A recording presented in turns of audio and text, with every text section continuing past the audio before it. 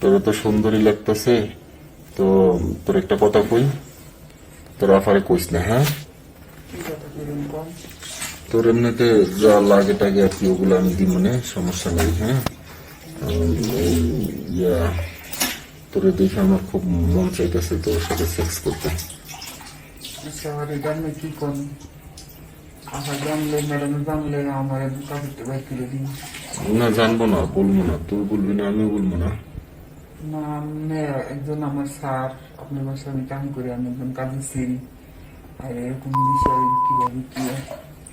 না, সমস্যা নেই। আমার এমনিতে তোর টাকা পয়সা যা লাগে ওটা আমি দিব না, কিন্তু তোর ইয়া আপারে কবি না, তাই লিয়েবো। তোর ম্যাডামরে কিছু জানাবি না। আর তোর টাকা টোকা যা লাগে বেতন টেতন বাড়াইয়া ওটা আমি দিয়ে দিব না।